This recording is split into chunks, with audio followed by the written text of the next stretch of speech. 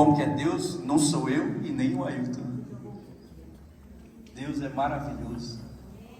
Eduardo chegou aqui bem triste por causa dessa situação. E o que a gente tinha para oferecer para o Eduardo? Se não a palavra. Nós só tínhamos isso para oferecer para o Eduardo. E me comprometi com ele. Vou falar com o Ailton, fica tranquilo. E Deus interviu. Nós cremos na restauração completa do Eduardo. Eu creio na restauração completa na vida do Diogo. Completa. Para sempre. Essa palavra tem poder. Essa palavra transforma vidas. Ela transformou a minha. E quem se aproxima de Deus é transformado por ela. Amém? Vamos à palavra dessa manhã? Eu tenho conversado com vocês aqui a respeito de uma série sobre sinais, sobre milagres, aqui no Evangelho de João. E a gente vem acompanhando, ao longo dessas semanas, trechos da palavra do Senhor no Evangelho de João. E nós já falamos aqui a respeito de muitas coisas através do Evangelho de João, que é escrito de uma maneira especial, diferente de Marcos, diferente de Lucas, diferente de Mateus. João, ele tem uma preocupação em mostrar um Cristo que é Deus. Esse Cristo que tem poder, que você acabou de ouvir. Você ouviu 3 testemunhos nessa manhã do que Deus pode fazer na vida de alguém. E João está preocupado exatamente com isso. Como é que eu faço para mostrar para todos quem é Cristo? Cristo não é somente um bom mestre, Cristo não é somente um milagreiro, Cristo não é somente esse bom homem, mas Ele é Deus. E aí, nós viemos falando e conversando a respeito dessas semanas. A gente viu Cristo transformando a água em vinho, curando à distância o filho de um oficial do rei. Nós falamos sobre um paralítico que é curado no tanque de Betesda. A gente viu a multiplicação dos 5 pães e 2 peixes. E nós vimos a semana passada Cristo andando sobre as águas. Amém? Essas mensagens estão sendo gravadas. Nós vamos depois subir aí no YouTube para você acompanhar, se você perdeu alguma delas. E João faz isso de propósito. Ele trata os milagres como sinais. E por que ele faz isso? Porque por trás de cada milagre, Deus está fazendo algo além do milagre, além da cura física. Ele está nos ensinando, Ele está nos instruindo, Ele está mostrando que Jesus é o Filho de Deus. E hoje, nessa manhã aqui, nós veremos o penúltimo sinal. São 7. Esse é o 6º sinal. O que é que o 6º sinal, descrito por João, é capaz de nos ensinar nessa manhã? Algo poderoso e algo forte da parte do Senhor. Você quer ouvir? Sim ou não? Amém. Abra sua Bíblia no livro de João, no capítulo 9. E eu quero ler com você uma das passagens mais icônicas que tem na Bíblia. E eu gosto do bom humor que tem essa passagem. E ela é bem humorada. Você vai perceber se você ler comigo. Então eu quero que você abra aí a sua Bíblia no livro de João, no capítulo 9. E nós vamos ler até o 41. Então você tenha paciência e você leia junto comigo, ok? Não me importa que você use o celular para ler, desde que você desabilite aí as notificações para não roubar a sua atenção. Mas vamos ler juntos? A partir do verso 1 do capítulo 9, que diz assim: Enquanto caminhava, Jesus viu um homem cego de nascença. Verso 2: Seus discípulos perguntaram: Rabi, por que este homem nasceu cego? Foi por causa dos seus próprios pecados ou do pecado dos seus pais? Jesus respondeu: Nem uma coisa e nem outra. Isso aconteceu para que o poder de Deus se manifestasse nele. Devemos cumprir logo as tarefas que nos foram dadas por aquele que me enviou. A noite se aproxima, quando ninguém pode trabalhar, mas enquanto estou aqui no mundo, eu sou a luz do mundo. Depois de dizer isso, Jesus cuspiu no chão, misturou terra com saliva e aplicou nos olhos do cego. E em seguida disse: vá lavar-se no tanque de Siloé, que significa enviado. O homem foi, lavou-se e voltou enxergando. Seus vizinhos e outros que conheciam como mendigo começaram a perguntar: espera aí, não é este o homem que costumava ficar sentado pedindo esmolas? Alguns diziam: nossa, é ele. Outros diziam: não, parece ele. Não é o Eduardo? Não, parece o Eduardo. Não é o Diogo? Não, parece o Diogo. Ele assim transformado não é ele não. 59 dias limpo? Não pode ser. E aí as pessoas ficaram querendo saber quem era. E aí o mendigo, porém, insistia: sim, sou eu. Não é você. Não, sou eu sim. Imagina ele pulando e falando: sou eu. E aí perguntam: quem curou você? Perguntaram: o que é que aconteceu? Verso 11. E ele respondeu: um homem chamado Jesus misturou terra com saliva, colocou em meus olhos e disse: vá se lavar no tanque de Siloé. Eu fui, me lavei e agora eu posso ver. Onde está esse homem? Perguntaram. Ele falou: não sei, respondeu ele. Então levaram aos fariseus o homem que havia sido cego, pois foi no sábado que Jesus misturou terra com saliva e o curou. Verso 15. Os fariseus encheram o homem de perguntas sobre o que havia acontecido, e ele respondeu: ele colocou terra com saliva em meus olhos, e depois que eu me lavei, eu passei a enxergar. Alguns dos fariseus disseram: esse homem não é de Deus, porque ele trabalha no sábado. Outros disseram: não, mas espera aí, como um pecador pode fazer sinais como esse? E havia entre eles uma divergência de opiniões. Ele não era de Deus, porque fazia as coisas no sábado e não podia. Outros diziam: não, mas ninguém pode dar cura a um cego de nascença se essa pessoa não for de Deus.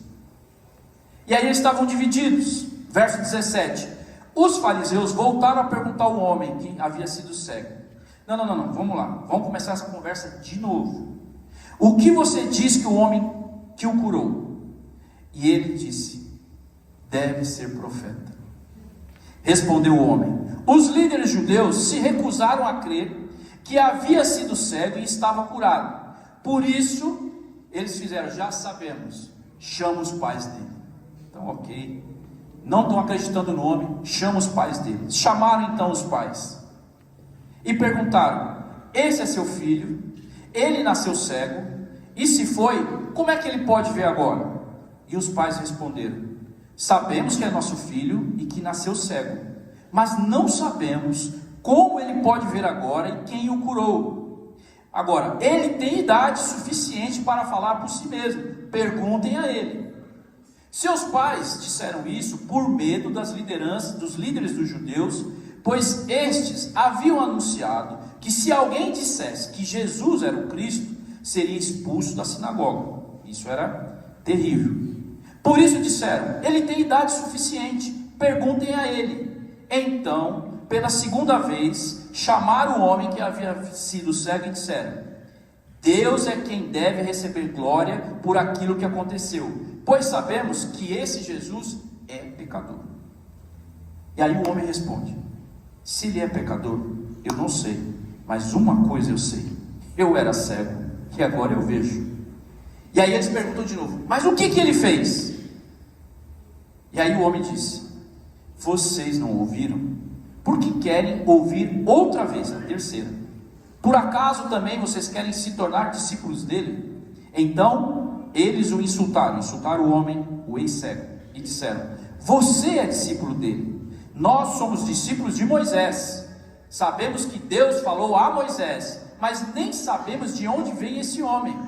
Que coisa mais estranha. Aí é o ex-cego falando.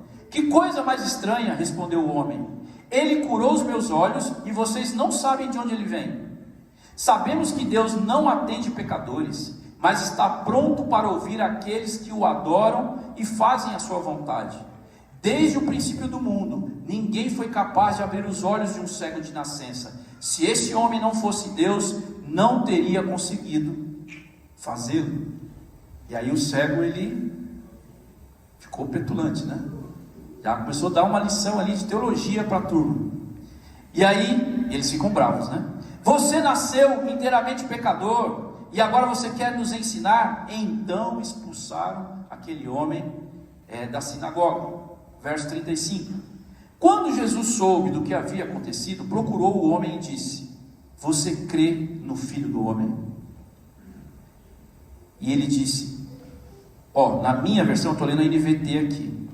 Esse diálogo, ele está com um S minúsculo. No 36. Quem é ele, Senhor? O ex-cego falando com Jesus. Quem é ele, Senhor? Perguntou o homem. Eu quero crer nele. Jesus respondeu: você ouviu e ele está falando com você. No verso 38, estava lendo 36, né? No verso 38, então Jesus disse: eu vim a este mundo para julgar, para dar visão aos cegos e para fazer os que veem se tornarem cegos. 40. Alguns fariseus que estavam por perto ouviram e perguntaram: você está dizendo que nós somos cegos? Se vocês fossem cegos, não seriam culpados, respondeu Jesus. Mas a culpa de vocês permanece, pois afirmam aquilo que podem ver. E Jesus, obviamente, não está falando de cegueira física, está falando de uma cegueira espiritual. E o diálogo aqui escrito, enquanto o ex-cego está falando com Jesus, o S é minúsculo. E quando ele diz: eu creio, Senhor, o S fica maiúsculo. E aí ele reconhece quem é Jesus Cristo. Você já tinha lido essa passagem? Você já tinha percebido essa história? Você percebeu quantos detalhes João coloca nessa passagem? Tem mais detalhes nessa passagem aqui do cego do que na ressurreição. Algum motivo João tinha para detalhar esse texto aqui, como nós lemos. Por isso ele é tão icônico. E aí nós podemos fazer algumas perguntas para esse texto nessa manhã. Primeiro, por que Jesus escolheu este cego, um cego de nascença? Jesus estava aproveitando uma situação para ensinar o povo, num dado momento ali, tanto para os discípulos quanto para Israel, para os judeus que estavam ali caminhando. Jesus escolhe um cego de nascença, porque até aquele momento não se tinha notícia de alguém que havia nascido cego e curado. Então Jesus escolhe a dedo aquele homem, no meio da multidão. O texto diz que Jesus olhou para o cego. Esse olhou não é dar uma passada de olho, é como se Jesus estivesse olhando para aquele homem.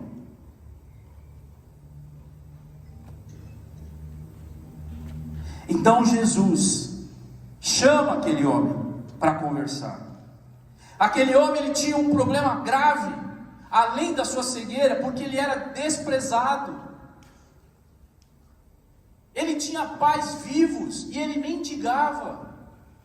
Ou seja, ele tinha família, mas ele estava na rua.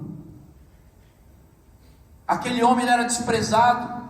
E por que ele era desprezado? Como ele era cego, ele não conhecia as Escrituras. Ele não podia ler a Torá. Então esse homem, ele era deixado de lado. E Jesus, quando olhou para esse homem, disse: é a pessoa perfeita para a minha mensagem. E quando Jesus vai até ele, ele sabe o impacto que causaria na vida de todos que estavam olhando.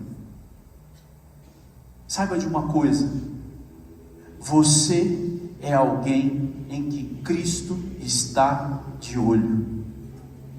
Tem algo poderoso de Deus que vai acontecer através da sua vida, que vai impactar uma cidade inteira. Então Jesus está olhando, e não é para os melhores, é para nós.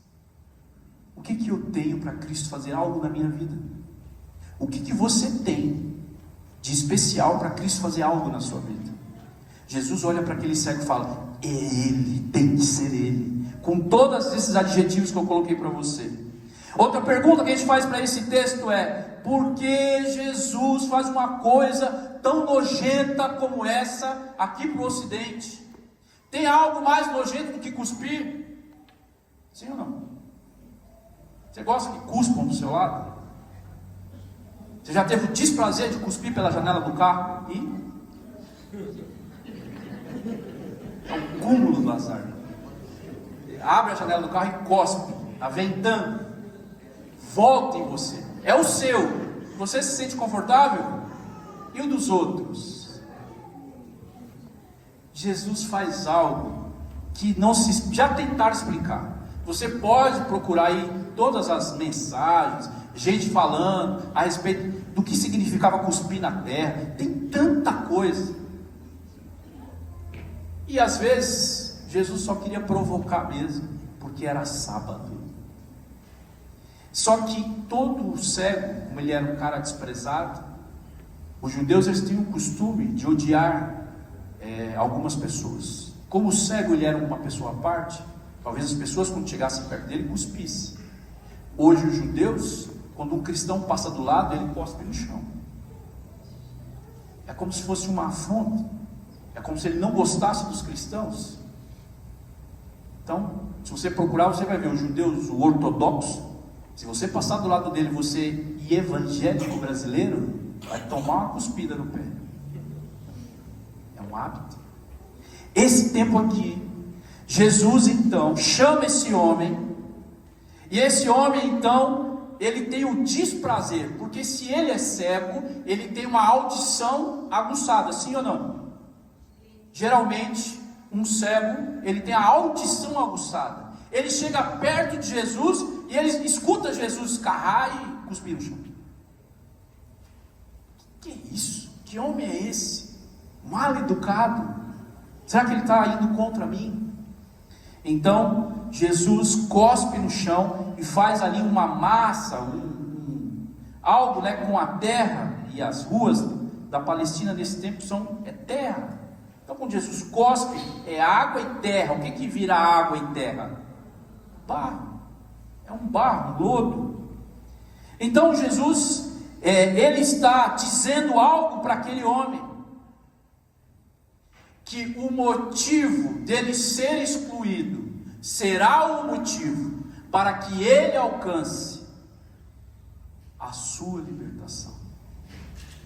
Aquele homem seria exposto para ele ser livre. E aí, continuando o texto, outra pergunta que a gente pode fazer é: por que Jesus, no meio do texto, de repente diz: eu sou a luz do mundo? Se você ler o capítulo 8 de João, você pode ler na sua casa, Jesus faz uma explanação que ele é a luz do mundo, porque no meio de um relato, no meio de uma narrativa, Jesus diz: eu sou a luz do mundo. O que isso tinha a ver com o cego? Um homem que andava na escuridão. Ele está dizendo para esse homem: eu sou a luz do mundo. E aí, uma última pergunta aqui para esse texto, para a gente continuar. Por que o tanque de Siloé? Aquele milagre aconteceu muito próximo do tanque de Betesda. Você se lembra o que aconteceu no tanque de Betesda? Você se lembra? Quem foi curado lá? Um paralítico. Nós também falamos sobre o paralítico aqui nessa série. Jesus poderia ter enviado aquele homem para o tanque de Betesda, mas ele envia o homem para o tanque que está em Siloé, o tanque de Siloé. Um homem cego, com os olhos lameados, precisa ir até o tanque que está próximo do muro e está a quase 1 quilômetro do templo, porque Jesus falou: vai até o tanque, se lave, e esse homem estava próximo do templo. Por que Siloé? E ele fala: Siloé significa o enviado. Então Jesus ele vai dando elementos aqui para mim e para você, o que é que esta cura representa, através do cuspe, através do tanque de Siloé, que é o enviado, através desse cego de nascença. Qual é o contexto que nós temos desse período, exatamente do que está acontecendo aqui? Estava acontecendo uma festa na cidade, uma festa que durava 8 dias, é a festa dos tabernáculos, ou a festa das tendas, ou a festa das cabanas. Essa festa era uma comemoração para se lembrar do que Deus havia feito no deserto, quando o povo saiu do Egito. E eles repetiam essas festas como uma tradição. E os judeus começaram a complicar essa tradição. E nesses 8 dias de festa, não se podia fazer muitas coisas. Uma delas, por exemplo, cuspir no chão.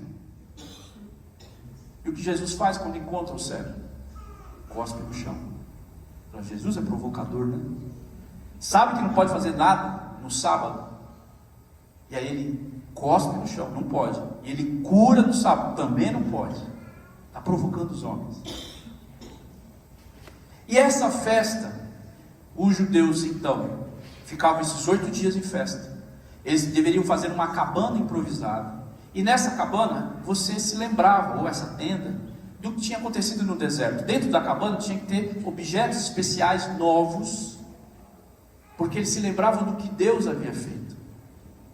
E a festa das cabanas foi ganhando mais tradição com os judeus. E eles faziam, 2 coisas, 2 rituais. Quais eram os rituais? Todos os dias o sacerdote saía do templo com um jarro de ouro, e ele ia até o tanque de Siloé e enchia esse jarro de ouro e levava para o templo durante 8 dias no tanque de Siloé. Já vai saber por que no tanque de Siloé. O outro ritual, além da água, era que as luzes, eles tinham 4 grandes candelabros. 4 grandes candelabros que eles acendiam e colocavam próximo da saída do templo. Isso iluminava, parecia um farol, porque o candelabro era gigantesco, enorme. Então quando acendia os candelabros, saía uma luz do templo muito forte. Então aquela luz iluminava o pátio, As mulheres estavam num lugar separado dos homens. Os homens ficavam no pátio ali dançando e celebrando a Deus, e essa luz irradiava. Jesus está observando tudo isso. O sacerdote saindo do templo, indo até Siloé, enchendo o vaso de ouro, levando para o templo água. O tanque de Siloé é um tanque de purificação. E aí também tem essa festa das luzes, e Jesus está de olho em tudo. Porque no capítulo 8 Jesus vai dizer: eu sou a luz do mundo, não essa luz aí. Tem uma razão. E Jesus escolhe todos esses simbolismos aqui para falar conosco a respeito desse homem cego. Perceba que não é só um milagre. Tem um sentido. Por que esse homem cego de nascença? Por que tem tanto detalhe nesse texto? Por que é o tanque de Siloé o enviado? E tem mais uma curiosidade antes de eu entrar aqui na mensagem para você. Abra aí em 2 Samuel, no capítulo 5. Vamos lá no Velho Testamento?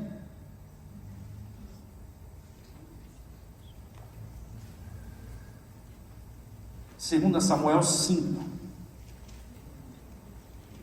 Davi vai se tornar rei de Israel. A partir do verso 5. Vamos no 4, para dar um sentido para você entender. Diz assim, 2 Samuel 5, a partir do verso 4. Davi tinha 30 anos quando começou a reinar. E ao todo reinou por 40 anos. Verso 5. Havia reinado sobre Judá 7 anos e 6 meses em Jerusalém. Reinou sobre todo Israel e Judá por 33 anos. Verso 6. Então o rei partiu com seus soldados para Jerusalém, a fim de lutar contra os jebuseus, que viviam naquele lugar. Os jebuseus zombavam de Davi: você jamais entrará aqui. Onde Davi estava indo? Está escrito aí no seu texto. Para onde Davi estava indo? Jerusalém, que nesta época aqui era o reino dos jebuseus. Ainda não era Jerusalém, mas era a mesma região. Então Davi está indo para lá. Os jebuseus zombaram de Davi. E o que os jebuseus disseram para Davi? Você jamais entrará aqui. Ok? Até os cegos e os aleijados são capazes de impedi-lo. Diziam isso porque se imaginavam tão seguros.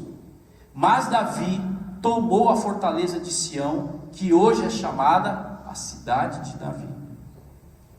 No dia do ataque, Davi disse aos seus soldados: eu odeio os jebuseus, os cegos e os aleijados. Quem os atacar deve entrar na cidade pelo túnel de água. Essa é a origem do ditado: os cegos e os aleijados não entrarão na casa. Séculos antes, Davi invade Jerusalém. Os jebuseus, o povo da época, diz assim: você não vai entrar. E eles estavam tão seguros, porque eles sabiam que era uma cidade fortificada. E eles zombam de Davi: até os nossos cegos e até os nossos aleijados são capazes de te impedir. Você não vai entrar aqui. Davi invade, vence os jebuseus. E esses cegos e coxos está entre aspas aqui na minha versão, porque Davi não está falando dos cegos e coxos físicos, mas os espirituais. Diz: você nunca vai entrar aqui, porque os cegos e os coxos não deixarão. Séculos depois, lá em João 9, o que é que Jesus faz no tanque de Betesda? Ele cura quem? Um aleijado.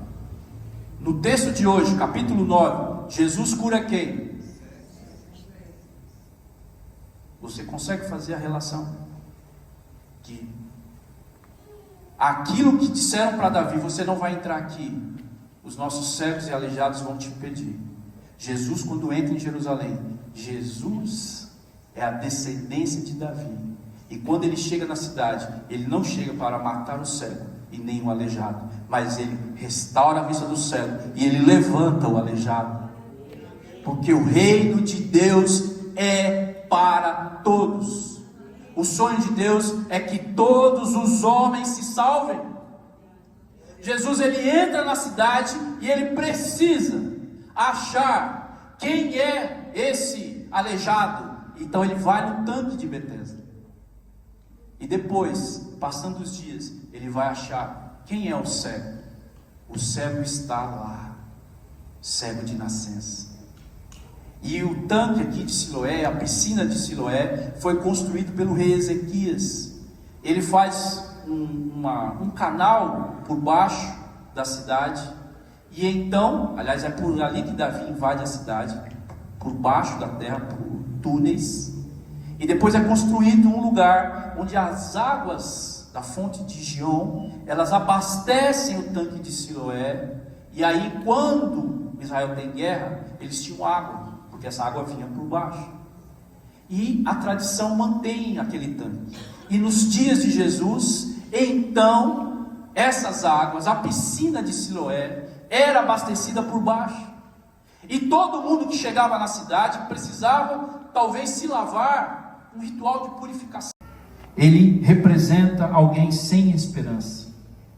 Só que ele vai nos ensinar como é que a gente constrói uma jornada de fé. E ele faz isso, você vai perceber isso. Ele é um cego de nascença, ele não conhecia a luz, ele vivia na escuridão absoluta, sua realidade era marcada por dependência e limitação. Todo ser humano começa a sua vida espiritual assim, dependente.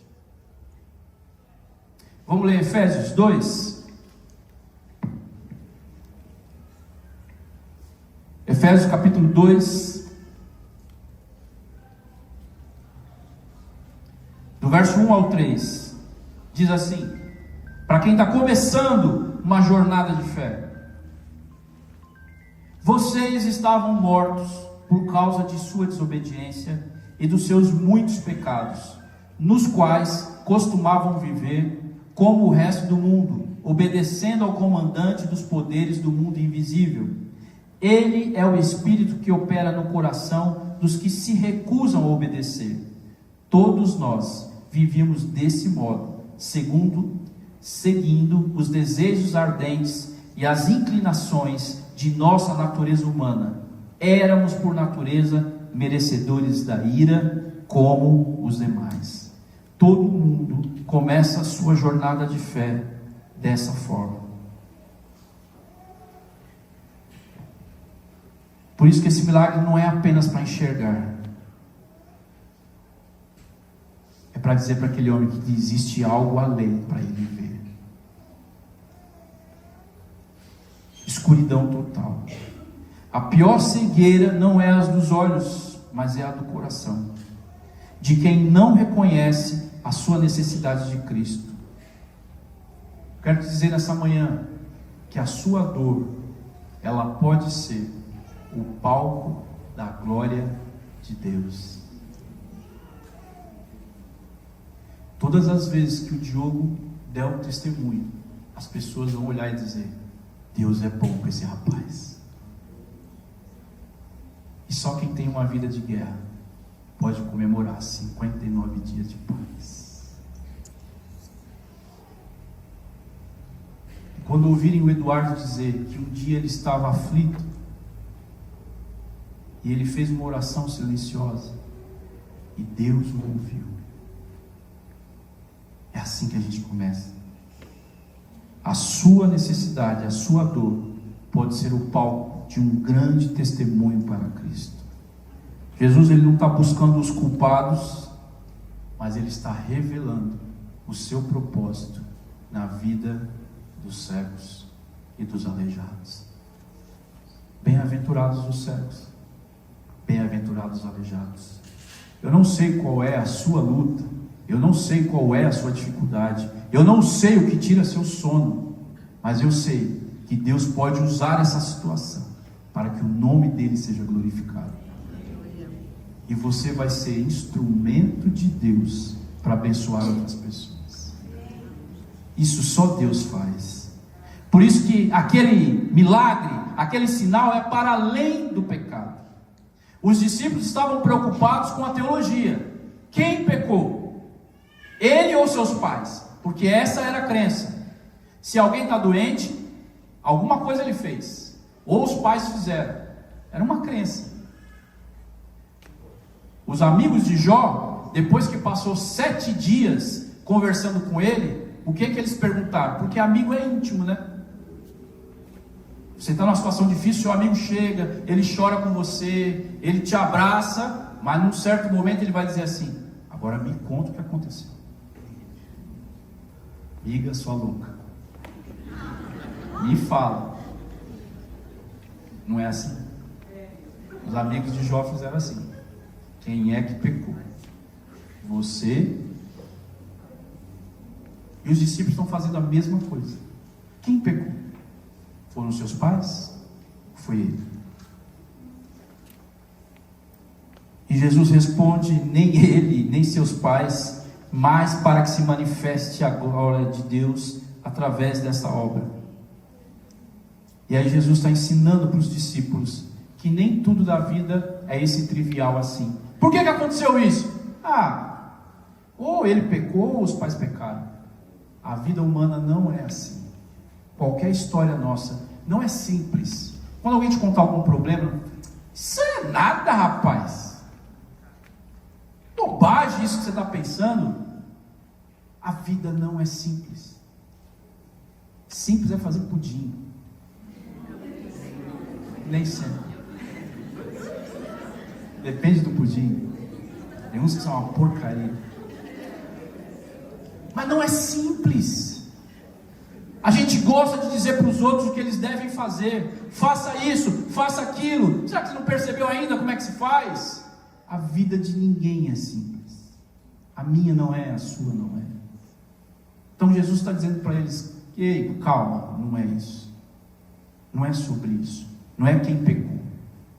Tem algo mais aí, e eu vou mostrar para vocês.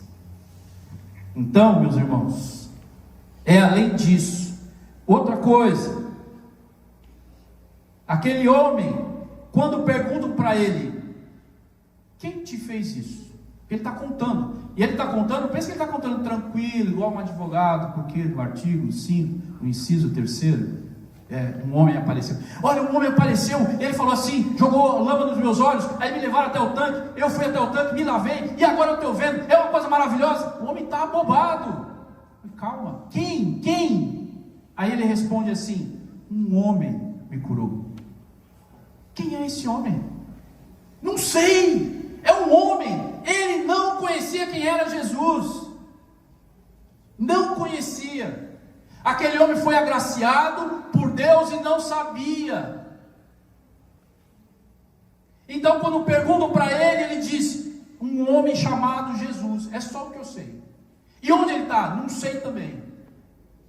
Quantas vezes Deus abençoa alguém e a gente está há muito tempo na caminhada, a gente sente uma inveja. Crente sente inveja? Sente. Crente sente inveja. Mas assim, como Deus pode abençoar alguém como ele? E Deus abençoa. Ele nem conhece a Cristo. Pois é. Aquele homem nem sabia quem era Jesus. Ele está começando a sua jornada. Então ele diz: um homem chamado Jesus. Ele dá um passo de fé. Ele ouve Jesus cuspir na terra. Ele não sente nojo, ele obedece.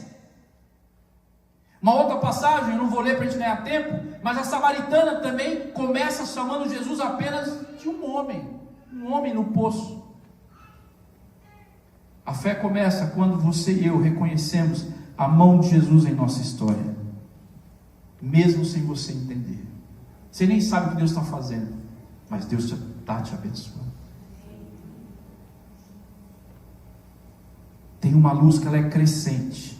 Por que é crescente? Se você olhar no verso 17, perguntam de novo para ele: quem é esse homem? Aí ele responde: é um homem chamado Jesus. É isso que ele responde? O que está escrito na sua Bíblia, na sua versão? Olha o verso 17.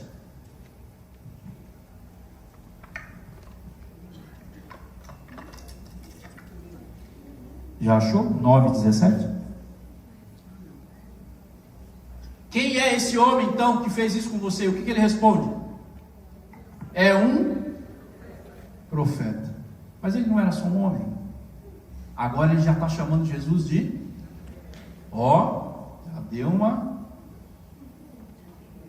já subiu o nível de Jesus aí. Não é um homem, é um profeta.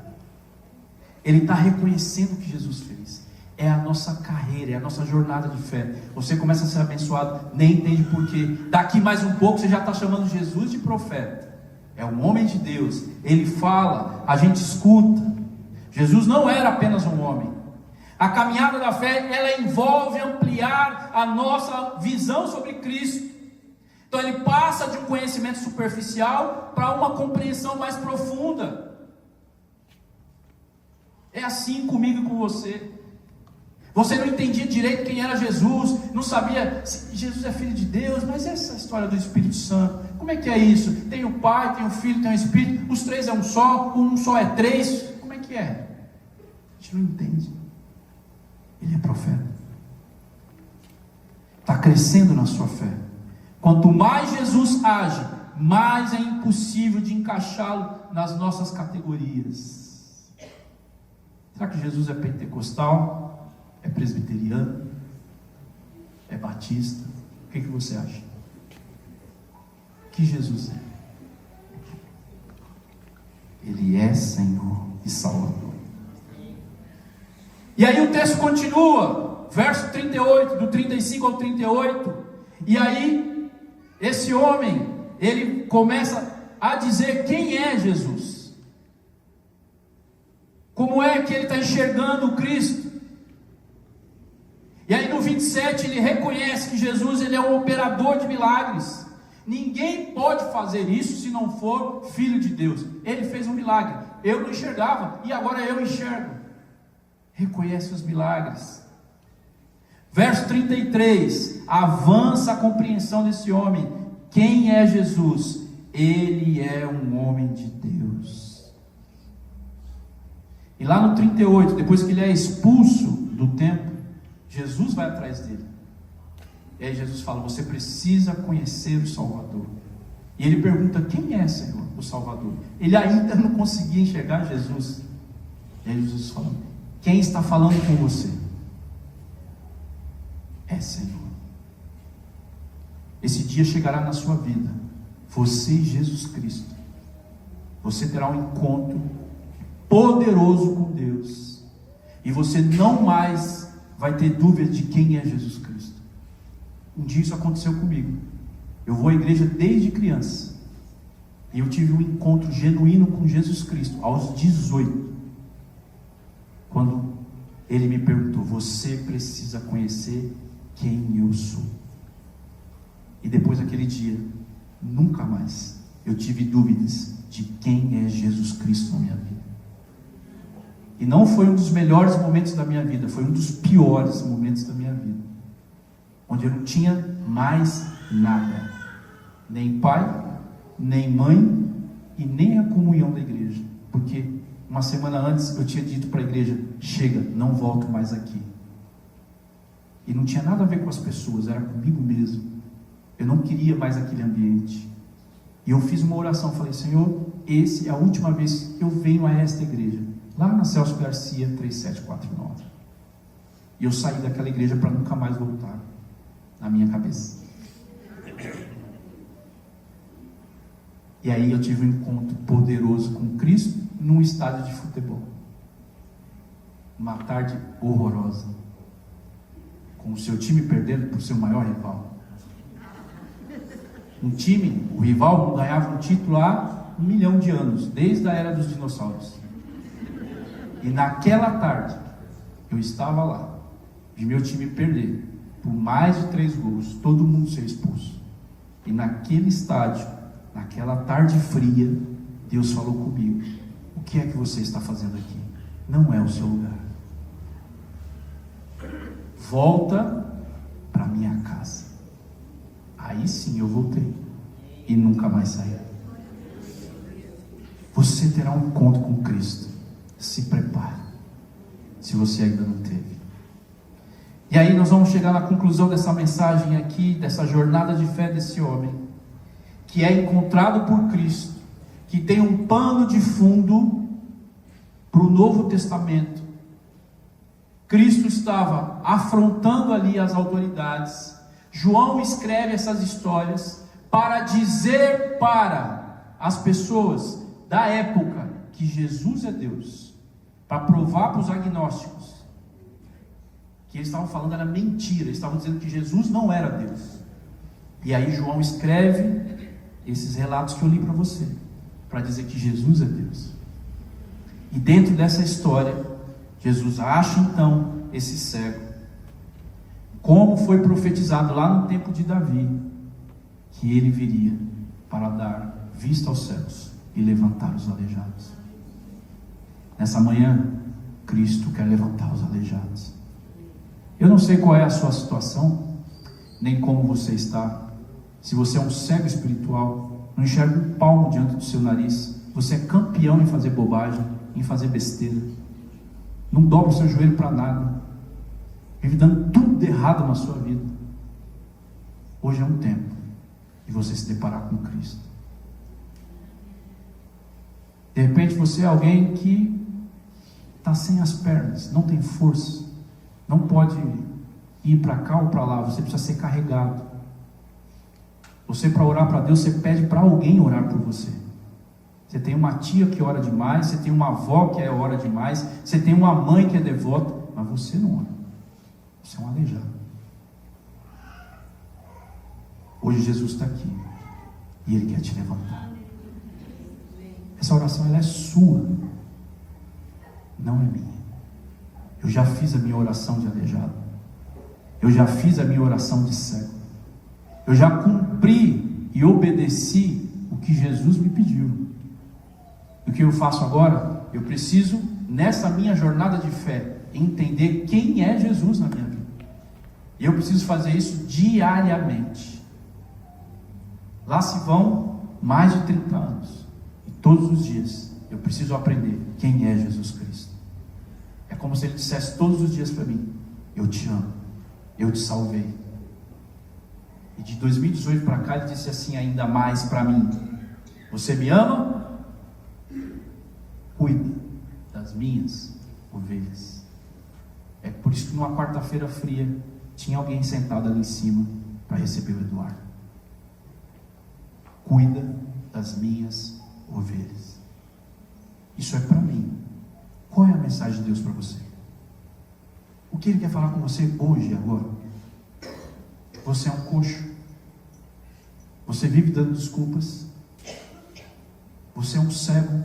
Não enxerga um palmo diante do seu nariz. Faz sua família sofrer. Faz tua esposa sofrer. Teus filhos sofrem por causa das suas decisões. Você entristece os seus pais. Hoje é dia de você ouvir. Você precisa conhecer quem é Jesus. E Ele está aqui. E eu quero orar por você, para a gente encerrar o culto dessa manhã. E eu vou encerrar aqui mesmo, tá bom? Feche os seus olhos. Deus é bom. E que essa reflexão, ela produza um fruto no seu coração, em nome de Jesus. Que essa palavra, ela te incomode na semana. Que force você a voltar a ler a palavra. Leia o livro de João.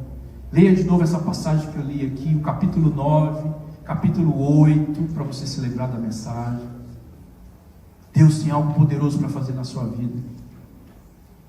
É dia de você se levantar. Quem sabe hoje não é a sua restauração.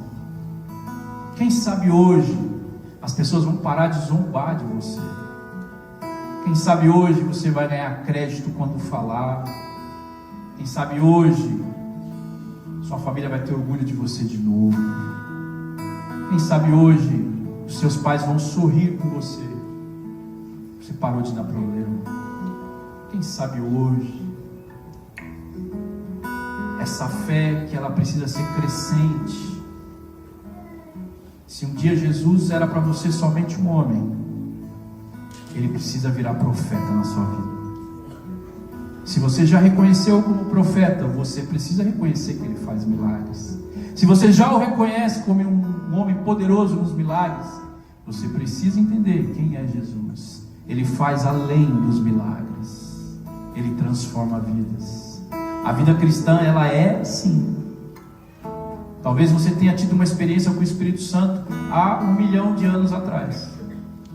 E você vive disso. Na minha juventude, eu fiz uma vigília e Deus falou comigo. E você vive disso. Deixa eu te falar que Deus tem mais para você hoje e agora. Deus tem um milagre para fazer na sua vida hoje, esta semana, num culto de quarta, quem sabe. A nossa esperança se renova todos os dias, manhã após manhã. Meu irmão, se você entendeu o meu apelo aqui, se você entendeu a mensagem, eu não sei onde você se encaixou aí, mas eu quero que você saiba que Jesus Cristo, Ele é misericordioso e Ele está pronto para perdoar. Não importa se você tem uma vida inteira de pecados, importa que, se houver arrependimento genuíno, Ele é poderoso para transformar a sua vida. Se você quiser receber uma oração, você fique de pé.